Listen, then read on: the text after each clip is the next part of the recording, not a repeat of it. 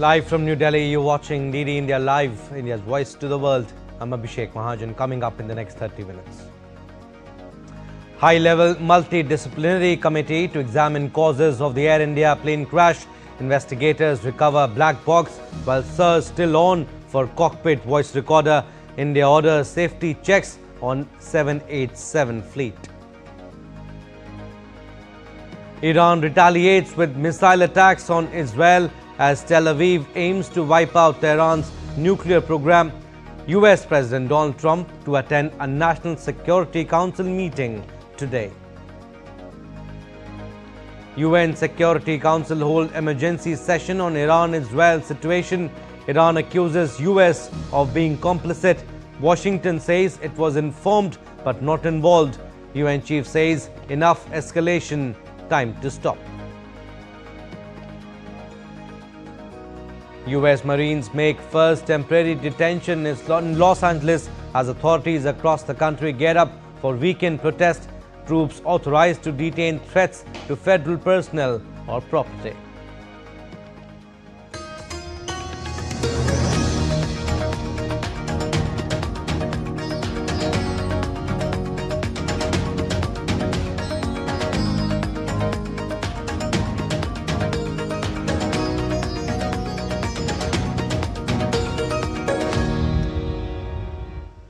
A high-level multidisciplinary committee is constituted for examining the causes leading to the crash of the London-bound Air India flight AI-171 in Ahmedabad on June 12th. The committee will examine the existing standard operating procedures and guidelines issued to prevent and handle such occurrences and suggest comprehensive guidelines for dealing with such instances in the future. The committee will not be a substitute to other inquiries being conducted by relevant organizations, but will focus on formulating SOPs for preventing and handling such occurrences in the future.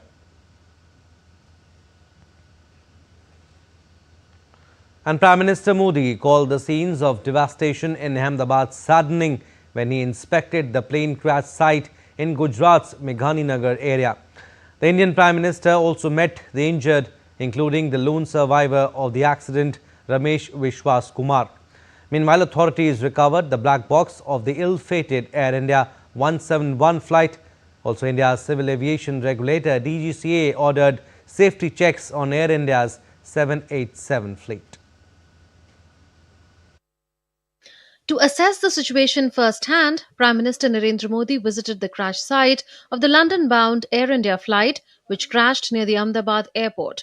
He was accompanied by Gujarat's Chief Minister Bhupendra Patel and Union Civil Aviation Minister Ram Mohan Naidu Kinjarapu. The Prime Minister met officials and emergency response teams working round the clock in the aftermath of the disaster and chaired a meeting with ministers and senior officials at Ahmedabad airport. PM Modi called on the family members of former Gujarat Chief Minister Vijay Rupani, who was among the victims.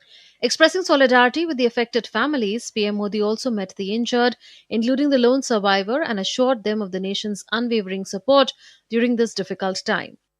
External Affairs Minister Dr. S. Jaishankar has said that he is in touch with UK Foreign Secretary David Lammy, Portugal Foreign Minister Paulo Rangel, and Foreign Minister of Canada Anita Anand regarding the Ahmedabad plane crash. In a major breakthrough, the black box of the flight has been recovered from the crash site. Black box is key to providing details into the cause of the accident.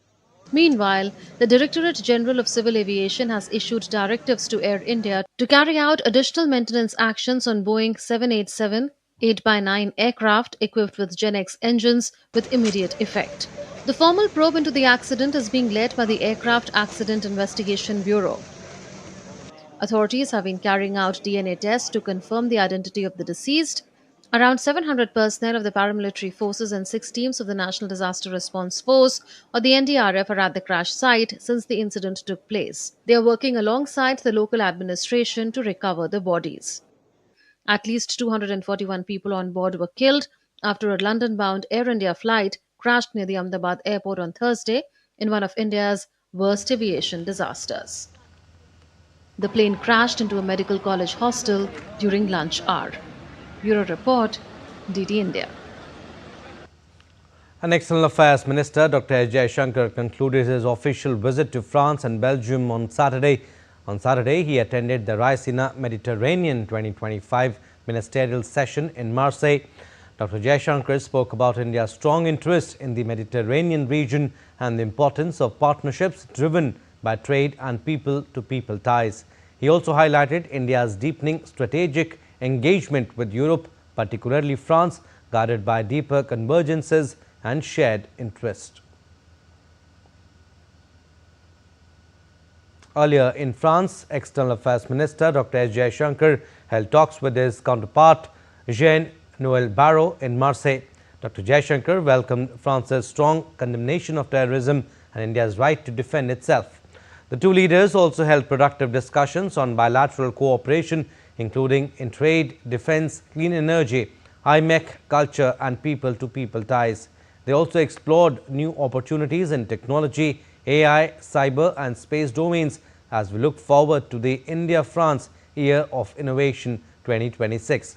Overall, the many convergences showcase the trust and strength of enduring strategic partnership between India and France. Where the pillars of our strategic partnership are concerned, especially defense, security, space and civilian nuclear cooperation, I think we agreed to intensify all of these through very concrete measures and projects in the time to come. Where the Indo-Pacific is concerned, we both share a vision of a free and open Indo-Pacific where international law and maritime security are upheld. And Foreign Secretary Vikram Misri met Chinese Vice Foreign Minister Sun Weidong in New Delhi on Thursday. In a press release issued on Friday, the External Affairs Ministry said that the two sides reviewed the developments in the bilateral relations since their last meeting in Beijing on 27th January this year.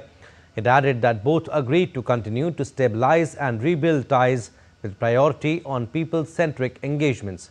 India and China also agreed to expedite steps involved in resuming direct air services between the two countries. The first batch of Kailash Mansarovar Yatra 2025 was flagged off in Delhi on Friday. Minister of State for External Affairs and Textiles Pavitra Margarita presided over the event. The minister felicitated the Yatris on their selection and wished them a safe and fulfilling Yatra. In his remarks, the minister recognized the role of various Government of India ministries and departments such as the Ministry of Defence, Ministry of Home Affairs, the Indo-Tibetan Border Police, the state governments of Delhi, Uttarakhand and Sikkim and the National Informatics Centre. He appreciated the Chinese side for its cooperation for the resumption of the Yatra. All right, still to come on this edition of DD India Live.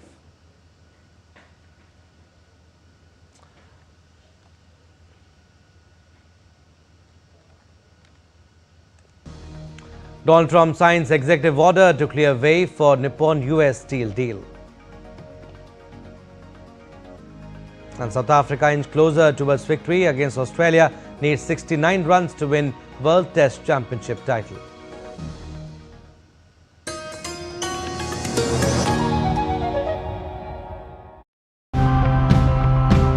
Change is not always a choice. It is about rethinking the way we live, what we consume, and the everyday choices that we make.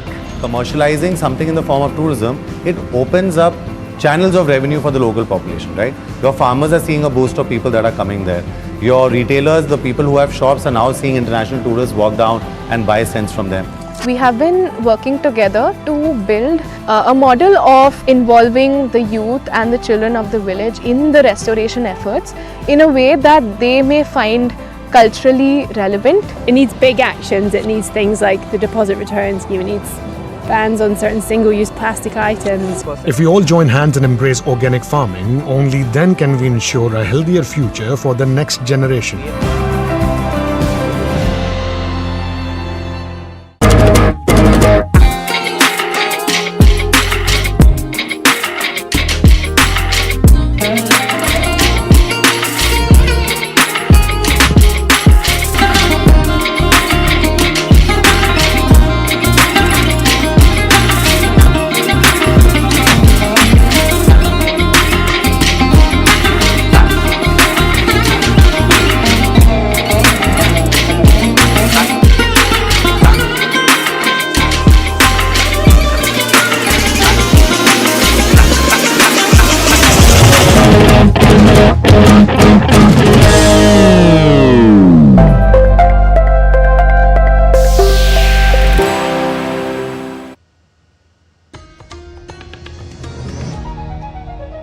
back. You're watching DD India Live. I'm Abhishek Mahajan.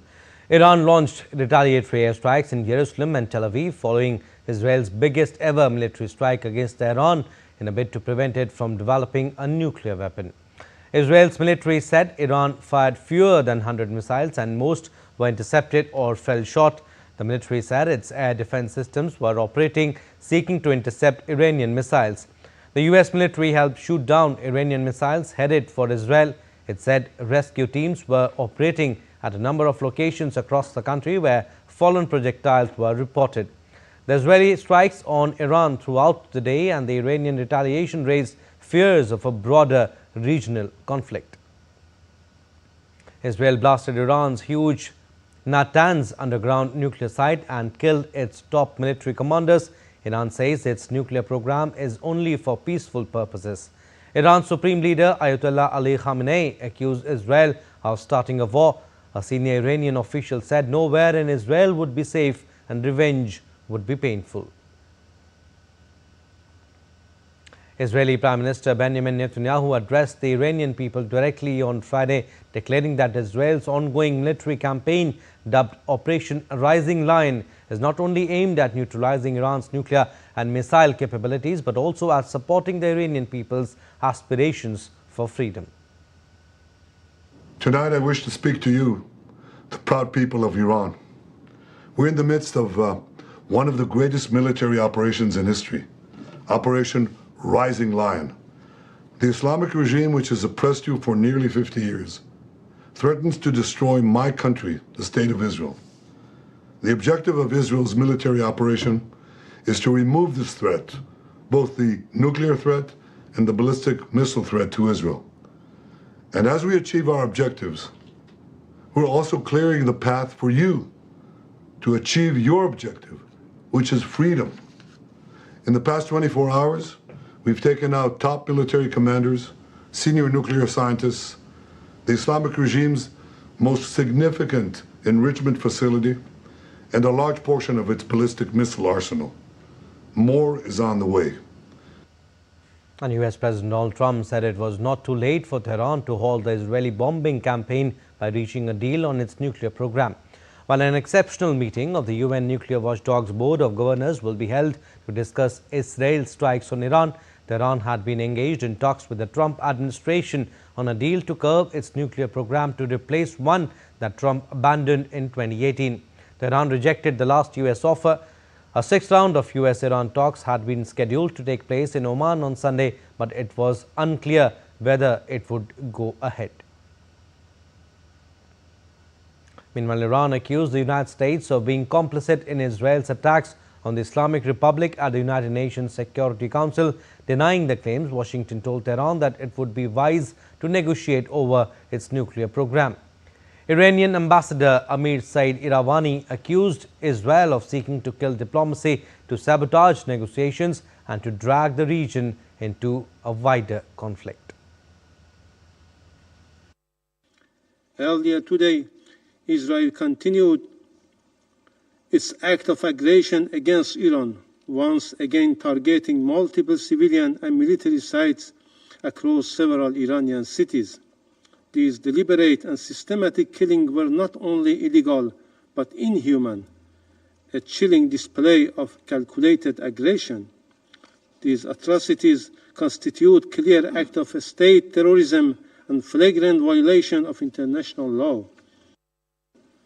Those who support this regime with the United States at the forefront must understand that they are complicit by aiding and enabling these crimes. They share full responsibility for the consequences. Supporting Israel today is supporting war crimes, crimes against humanity. And in response, Israel's UN Ambassador Danny Danon said Iran had been preparing for war and Israel's strikes were an act of national preservation. We waited for diplomacy to work. We gave the international community time. We watched negotiations stretched on as Iran made forced concessions or refused the most fundamental conditions. All the while, Iran continued to build toward the unthinkable. Last night, the wait ended. We will not relent, and we will not allow a genocidal regime to endanger our people. Third, we struck the core of the nuclear program, the underground enrichment facilities at Natanz. This facility was operating at a military-grade capacity. Intelligence confirmed that within days, Iran could have produced enough material for multiple bombs. Now, senior U.S. official McCoy Pitt said the United States will continue to seek a diplomatic resolution. As President Trump has repeatedly said, this dangerous regime cannot be allowed to have nuclear weapons. Israel advised us this action was necessary for its self-defense. Every sovereign nation has the right to defend itself, and Israel is no exception. The United States was informed of the strikes ahead of time, but was not militarily involved in these strikes. Our absolute foremost priority is the protection of U.S. citizens, personnel, and forces in the region. UN nuclear watchdog chief Rafael Grossi has confirmed that the above-ground pilot enrichment plant at Iran's Natanz nuclear site has been destroyed by Israeli strikes. Grossi said electricity infrastructure at Natanz was also destroyed, and the loss of power to a cascade hole may have damaged centrifuges there. But the level of radioactivity outside Natanz has remained unchanged and normal. Iran is enriching uranium up to 60% purity, close to weapons grade of 90% at the Natanz pilot plant. But the Fordo site, which is dug into a mountain, produces more of the material, and military experts say it would be difficult for Israel to destroy through bombardment.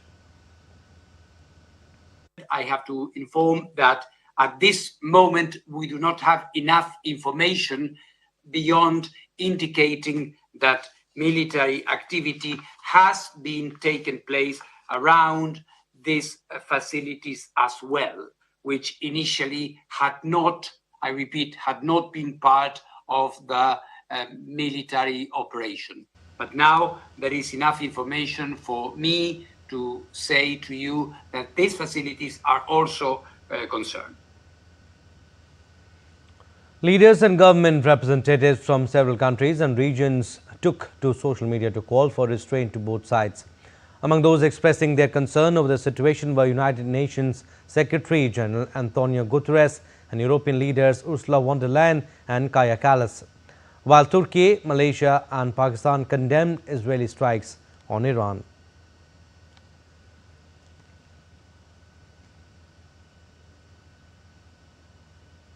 And Prime Minister Modi spoke with his Israeli counterpart Benjamin Netanyahu. He posted on X, and I quote him here. Received a phone call from PM Netanyahu of Israel. He briefed me on the evolving situation. I shared India's concerns and emphasized the need for early restoration of peace and stability in the region. Moving on, U.S. Marines deployed to Los Angeles temporarily detained a civilian on Friday. The U.S. military confirmed in the first known detention by active duty troops deployed to the city. The brief detention marked the first time federal troops have detained a civilian since they were deployed to the nation's second largest city by President Donald Trump in response to protests over the administration's immigration arrest. A U.S. Army North spokesperson said the troops have the authority to temporarily detain people under specific circumstances. He said those detentions end when the person can be transferred to appropriate civilian law enforcement personnel. The detained man, Marcos Leao, was later released without charges and said the Marines were just doing their jobs. The last use of the military for direct police action was in 1992 when the California governor asked President George H.W. Bush to invoke the Insurrection Act during the Los Angeles riots after the Rodney King verdict. Meanwhile, the nationwide protests against the U.S. President Trump administration are expected on Saturday. In response, hundreds of Marines and National Guard have been deployed to Los Angeles to protect Wilshire federal property and personnel and may temporarily detain people, but they are required to turn them over to civilian law enforcement for any formal arrest. Army Major General Scott Sherman, who is in command of both the National Guard and Marine Forces, said on Friday that about 200 Marines will protect a federal building in Los Angeles. The administration has authorized a total of 700 Marines to be deployed in the city. For the first time since 1965, a U.S. president deployed the National Guard over the objections of a state governor. Business updates now. U.S. President Donald Trump on Friday signed an executive order paving the way for a Nippon Steel investment in U.S. Steel. However, the development comes with the condition that the Japanese company must comply with the national security agreement submitted by the federal government. Trump's order did not detail the terms of the national security agreement, but both sides said in a joint statement that the agreement stipulates that approximately $11 billion in new investments will be made by 2028 and includes giving the U.S. government a golden share, essentially veto power, to ensure the country's national security interests are protected. The companies have completed a Department of Justice review and received all necessary regulatory approvals. Sports updates now. We'll start with cricket. South Africa inch closer to lifting their first World Test Championship title as they are just 69 runs away in the final against Australia at Lord's.